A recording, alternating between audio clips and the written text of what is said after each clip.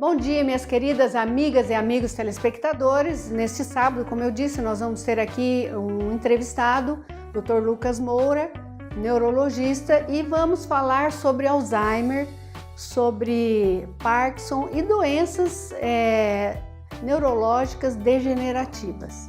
São doenças que acometem muitas pessoas, infelizmente a gente tem visto aumentar muito.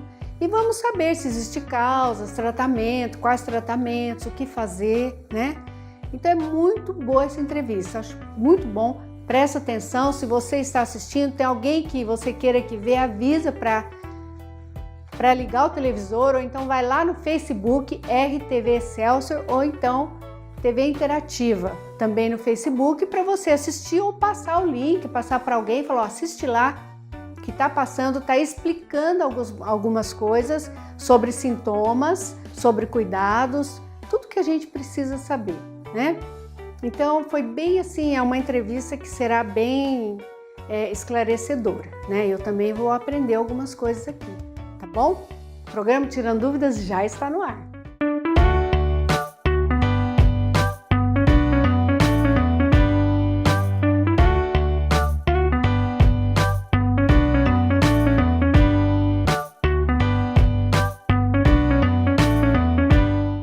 Eu já estou aqui no nosso estúdio, né, na nossa sala de bate-papo, né, do programa Tirando Dúvidas com o Dr. Lucas Moura, né, um jovem médico, e um bom dia muito especial para você. Muito obrigado, Magali. Um bom dia para você também, a todos de casa. Ele é médico neurologista. Nós entrevistamos aqui um neurocirurgião e vamos aqui tratar porque são diferentes, né? São em algumas coisas semelhantes, mas no tratamento tem algumas diferenças. Então nós vamos mostrar hoje o trabalho do neurologista, né? E as pessoas têm muita dúvida, manda pergunta para o nosso telefone, que fica aí no seu vídeo, esse WhatsApp, e a produção passa para nós. E nós vamos tirando essas dúvidas, né? Vamos começar pela doença de Parkinson. Doença de Parkinson, alguns casos, poucos, já tem caso para cirurgia, mas a maioria não, é isso mesmo? É isso mesmo. A evolução da doença de Parkinson, ela é muito lenta e as cirurgias, na maioria dos casos, quando já é inicial, é uma pessoa que já está há muitos anos sem diagnóstico e sem tratamento. A doença de Parkinson, então, em fases iniciais, nós temos medicações via oral que pode deixar o paciente um pouco sintomas e bem funcional. Mais confortável. Mais confortável. Porque às vezes a pessoa acha que é só na mão, pode ser na perna, né? Isso. O que a população, de uma forma geral, tem mais a semelhança é a questão do tremor. Do tremor na mão. Sempre lembra do tremor. A pessoa não consegue Mas tremar. O que mais é predominante e o que gera incapacidade na doença de Parkinson é a rigidez, que é uma paralisação, uma dificuldade em realizar os movimentos. Os movimentos vão se tornando mais lentos, essa rigidez, que é a dificuldade de se movimentar, e também, né, os tremores, que são mais visualmente notáveis, e pode surgir também a instabilidade postural, levando a quedas, que pode favorecer a ter fraturas, né, em todo o corpo. E isso a longo prazo na doença vai evoluindo, inclusive até com uma própria demência de Parkinson, que pode acontecer. Pois é, a gente sabe assim como é mais ou menos os sintomas do Parkinson. O que causa isso? Já foi descoberto? O que causa a doença de Parkinson? Não, a causa que leva ao Parkinson, a gente sabe que tem características genéticas, existe uma deposição de diversas proteínas insolúveis no cérebro, mas ainda não se sabe o porquê que isso acontece. Tanto que isso prejudica o tratamento específico para a doença, para ela não evoluir. É importante a gente ressaltar os sintomas que surgem antes dos sintomas motores, antes da pessoa tremer e ficar rígida. Quem tem predisposição a ter Parkinson, ele perde a capacidade de sentir cheiros, ele geralmente tem uma constipação e também alterações do sono, como por exemplo aqueles sonhos vívidos, que são distúrbios do sono REM, que é muito comum nos pacientes antes de desenvolverem os sintomas motores. Teve recentemente um paciente que foi por outra causa no consultório, por causa de uma dor de cabeça, e ele relatou que estava apresentando algumas quedas. E aí, então, no exame a gente conseguiu detectar, ainda não havia nem o paciente sido incomodado ou familiar, e ele recebeu o diagnóstico de Parkinson, que é um diagnóstico clínico. É através do exame clínico que a gente consegue diagnosticar a doença de Parkinson. Olha, então é ali no olho mesmo. É no olho, através da busca desses sintomas e associado uma boa resposta à levodopa, que é o primeiro medicamento que foi criado para o Parkinson e que até hoje ainda é o que tem uma melhor resposta para a doença. É interessante, né, que a gente vê tanto avanço da tecnologia para tantas coisas, né? E é uma coisa que existe há tanto tempo, né, o mal de Parkinson. Sim. Sim, que foi descoberto, diagnosticado há muitos anos, né? Quantos anos faz? É porque ela faz parte de um espectro de doenças chamadas degenerativas, que o próprio cérebro vai tendo uma degeneração dos neurônios, eles vão morrendo, e as causas muitas vezes é que a gente não consegue determinar. E aí é o grande desafio que a gente tem, por exemplo, para a esclerose lateral amiotrófica, que é ela, doença de Parkinson, e a doença de Alzheimer, que depois podemos falar, que existe até um certo avanço nesse sentido. Existe? Existe. Ela, hoje, eu acredito que a gente está mais perto da cura para a doença de Alzheimer do que para a doença de Parkinson. Então... e assim, mas é o que a gente tem evoluído na parte cirúrgica. Porque acontece, dá para prevenir. Perfeito. E a gente já sabe isso em relação à doença de Alzheimer. Mas existe como ter qualidade de vida. Tomando os medicamentos certinho. Tomando os medicamentos, tomando alguns cuidados na reabilitação do paciente, tanto com fonoaudiólogo, fonoterapeuta ajudando em relação à deglutição e também fazendo um tratamento neurofuncional.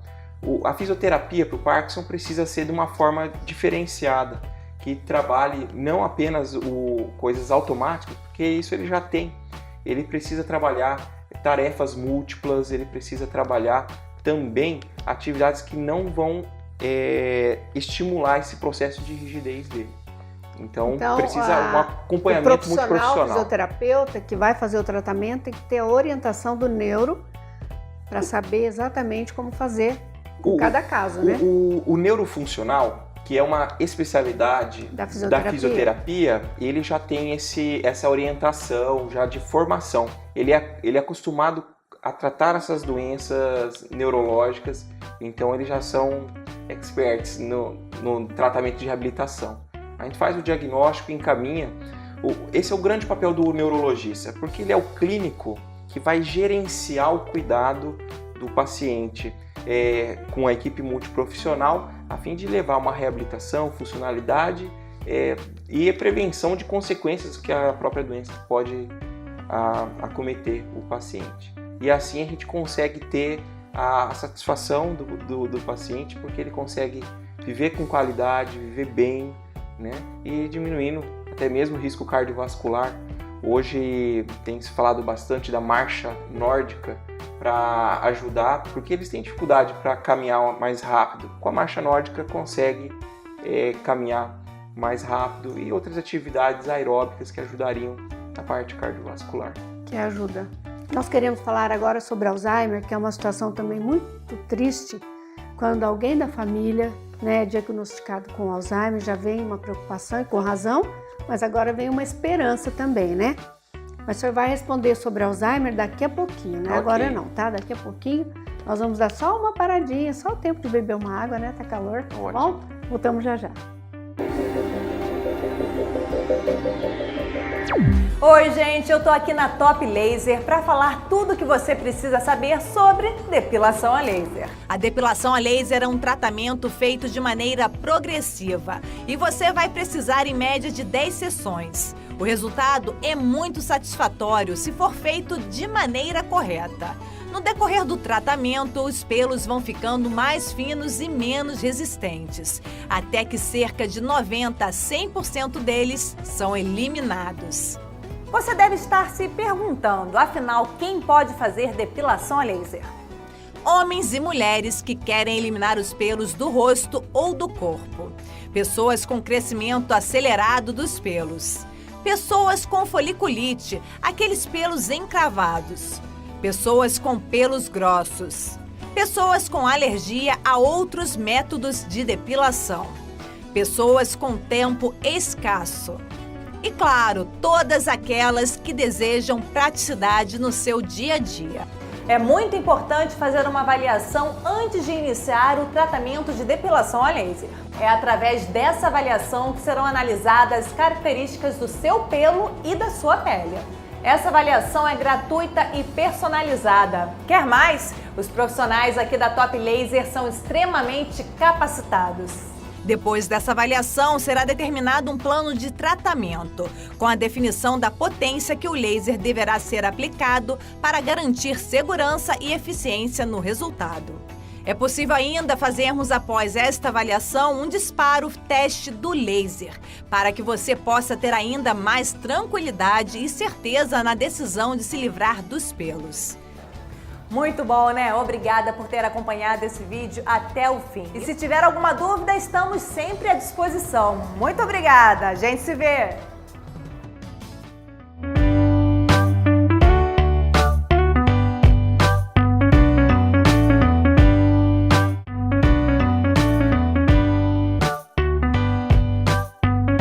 Já voltamos, né? Vamos falar. Eu disse que nós íamos falar de Alzheimer e vamos falar de Alzheimer. E falar que você falou que pode ter, que quase estão achando a cura, né? Isso é muito bom.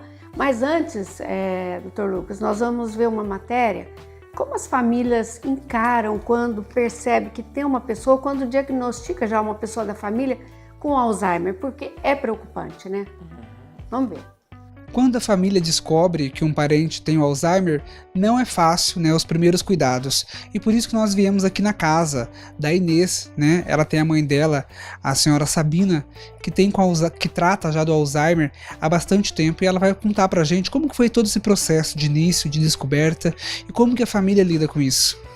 Inês, como que foi esse processo de descoberta? Quando que vocês começaram a ver que ela estava tendo indícios de Alzheimer?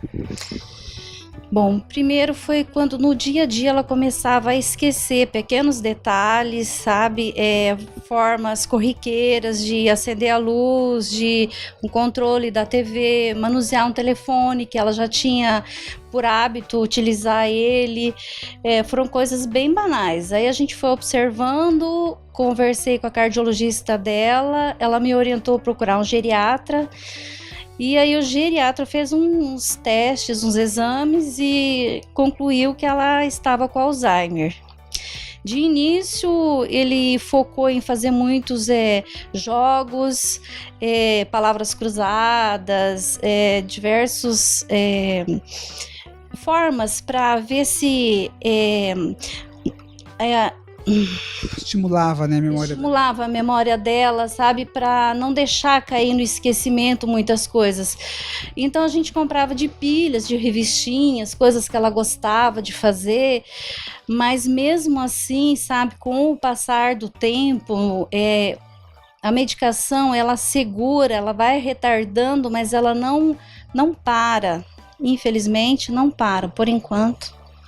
E a família precisa ter um psicológico forte para lidar com isso, né? Às vezes o esquecimento, a senhora estava me contando antes de iniciar a gravação que ela já não lembra, né? Dos filhos, da senhora, ela lembra muito da mãe. Como que é essa questão? A família tem que ter um psicológico realmente forte para lidar com essa situação.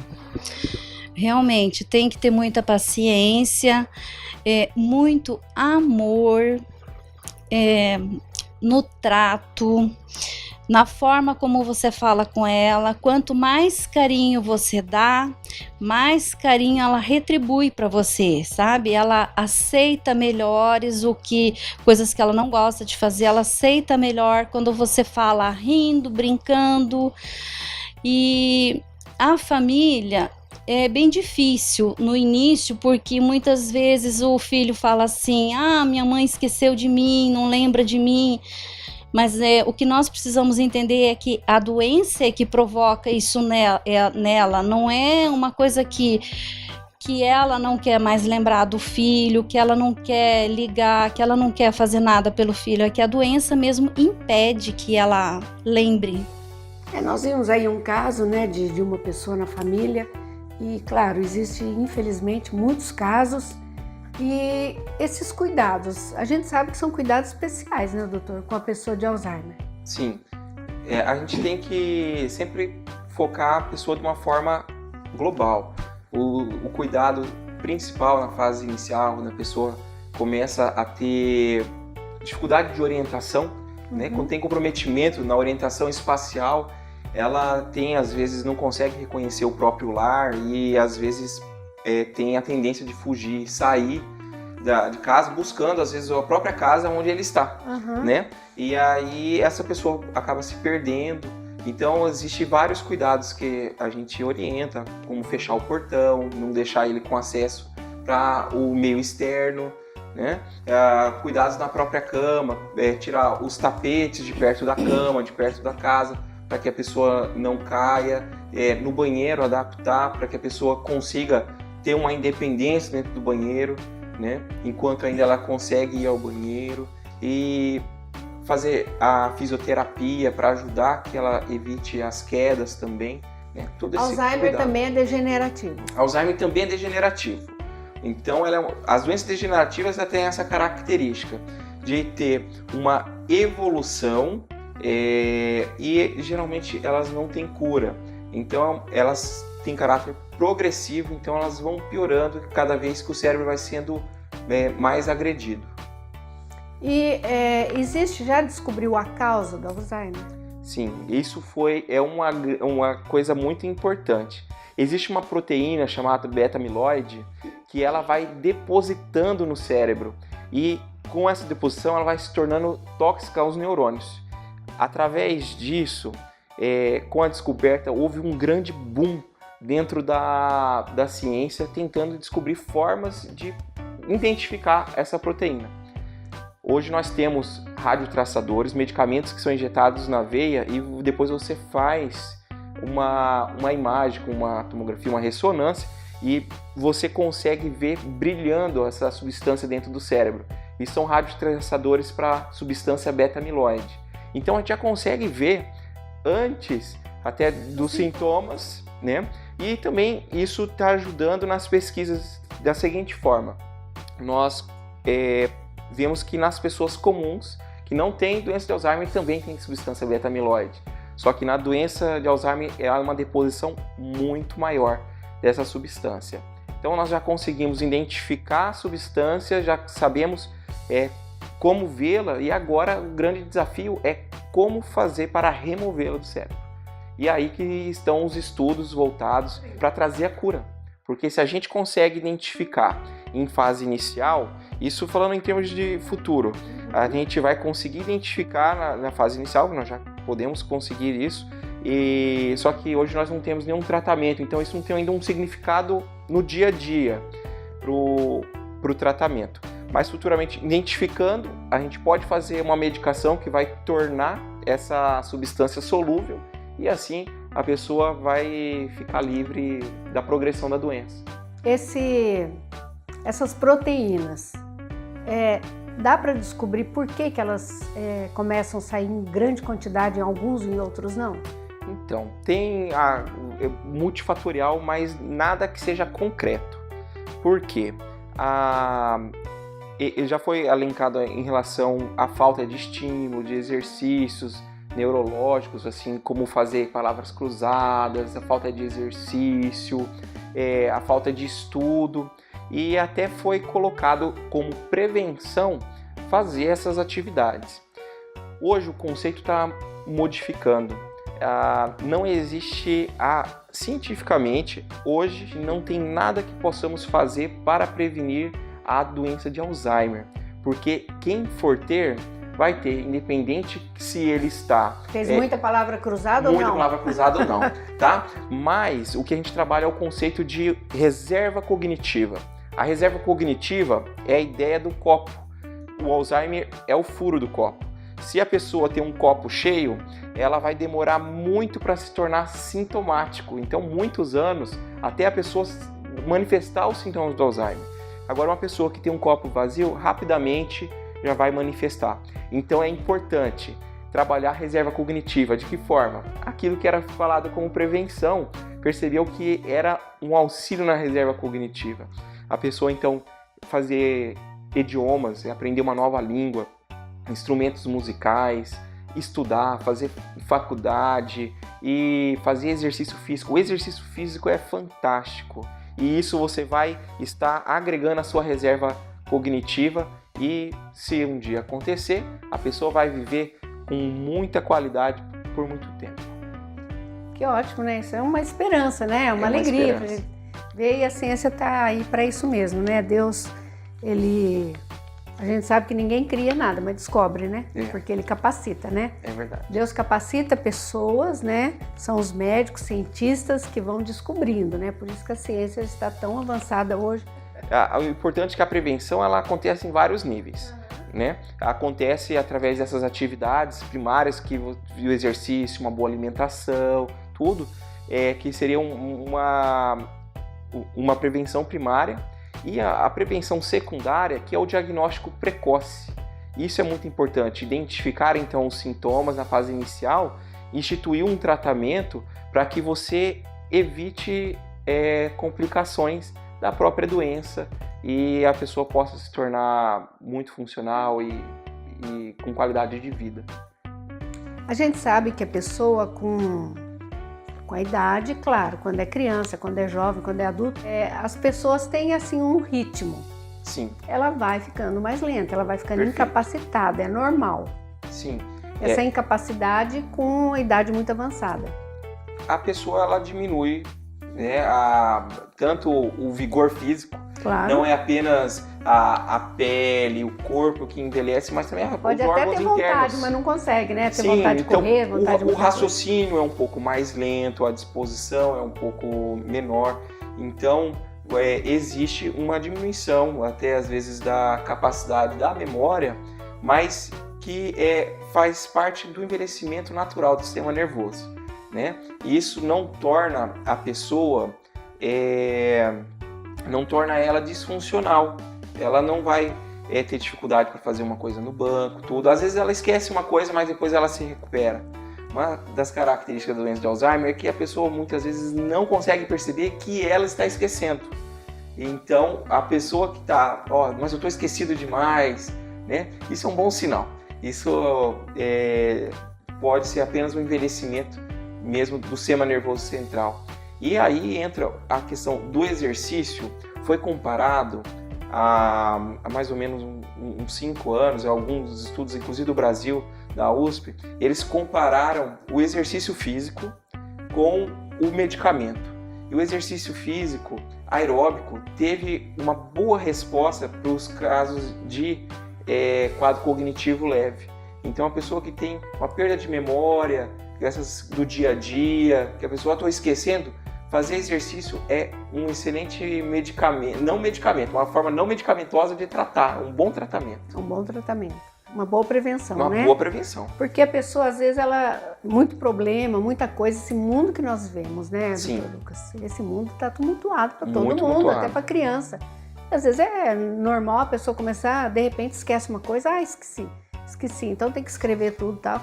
Tem coisas até normais para esse mundo que nós vivemos. Sim. Mas quando é uma coisa muito exagerada, é porque algum probleminha está por aí, né? Sempre tem que fazer essa avaliação. Porque muitas vezes a pessoa acha que está com Alzheimer e às vezes pode ser uma depressão, que pode simular os sintomas, pode ser às vezes um hipotiroidismo, que pode também simular os sintomas, e a pessoa perde a atenção e com a atenção ela não consegue gravar. E a memória é prejudicada. E aí vai se manifestando e simulando, às vezes, uma doença de Alzheimer. É verdade, né? Eu acho muito importante tirar essas dúvidas para a pessoa buscar o tratamento na hora certa e com os sintomas certos, né? Porque vai uma correria atrás do neuro agora, né? Sim. Busca um neurologista, né? Que é o clínico das doenças neurológicas, que ele vai, ou um geriatra no caso da demência também, e isso você vai conseguir um bom atendimento e vai tirar suas dúvidas, vai orientar, e assim você pode sair de lá feliz com o diagnóstico ou não, né? Mas se tiver um diagnóstico já está vai precoce. Estar diagnosticando precoce. E já vai começar o tratamento, né? E Isso começar mesmo. os exercícios para ajudar, né? E não precisa muito tempo. O importante é que seja contínuo. Meia horinha.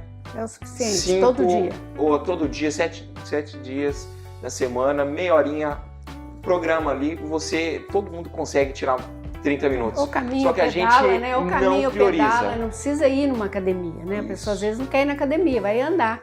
Andar em volta da quadra, um ou vai ritmo mais... pedalar, né? Que é muito Isso. bom também, Sempre, né? antes, se possível, passar por uma consulta médica para ver se não tem alterações cardiológicas, alguma coisa que possa impedir isso. E no caso de Parkinson, se é caso cirúrgico, que alguns poucos casos são cirúrgicos, né? Sim. Não são todos, a maioria não é caso de cirurgia, aí vocês já encaminham encaminha. para o cirurgião, Perfeito. o neurocirurgião. Isso, para o neurocirurgião. A gente trabalha sempre a neurologia Como integrada equipe, né? com a Isso. equipe, e a gente vai encaminhando aos colegas que fazem os procedimentos. Enfim, geralmente o neurologista ele é esse gerenciador do cuidado, e ele é o clínico que vai encaminhando ele e vai gerindo o cuidado, não apenas da doença, mas da reabilitação, e assim a pessoa vai se tornando um funcional. Sempre é importante ter um médico em cada área, em cada doença. No caso das doenças neurológicas, o neurologista clínico que faz esse gerenciamento do cuidado ao paciente portador da doença neurológica. Mas é isso, né? Eu agradeço muito, né? Eu acho que foi assim bem esclarecedor. Deu para explicar para nossos amigos, queridos amigos e amigas que estão nos assistindo, deu para ter uma ideia de alguns sintomas e como procurar, né? O profissional que precisa procurar, no caso, procura o neurologista para saber. Às vezes é caso de demência, às vezes é caso de Parkinson, às vezes é caso de Alzheimer. Elas se parecem muito nos primeiros sintomas, né? Como o senhor disse. Então é bom procurar para fazer o exame, para identificar e tratar em tempo precocemente para ter uma qualidade de vida melhor. O senhor tem aqui 30 segundos para despedir do nosso povo. Bom, vou deixar então um grande abraço a todos de Campo Grande. Muito obrigado pela recepção aqui em Campo Grande. Sou muito feliz de estar aqui e agradecer a Deus por essa oportunidade de estarmos aqui com você, Magali, né? E a gente está à disposição sempre que precisarem, você de casa, você, Magali, e a todos. Nós vamos falar outra vez, sim, né? Com certeza teremos mais assuntos a falar, né? Esse problema da dor de cabeça é um deles, tá bom? Nós falamos aqui com o Dr. Lucas Moura, ele é neurologista, né? Está aqui na nossa cidade, morando, né? Estabelecido já. E eu quero agradecer muito a sua audiência, né? Nossos queridos amigos e amigas telespectadores que ficaram aí. Olha, eu gostei muito da entrevista, achei interessante, queria que alguém assistisse e não assistiu. Está no seu Facebook, RTV Excelsior, né? É uma página do Facebook, e TV Interativa também, outra página do Facebook, que passa o programa simultaneamente, só que com a diferença que no Facebook fica lá, né? Então você pode passar aí para quem você quiser que veja essa entrevista, tá bom? Um bom final de semana, que você fique aí e tenha um final de semana maravilhoso com a sua família e, como eu digo sempre, com harmonia. Para ter harmonia, claro, nós precisamos de Deus conosco. Então que Jesus esteja aí na sua família, não só o final de semana, mas sempre, tá bom? Até sábado que vem, se Deus quiser.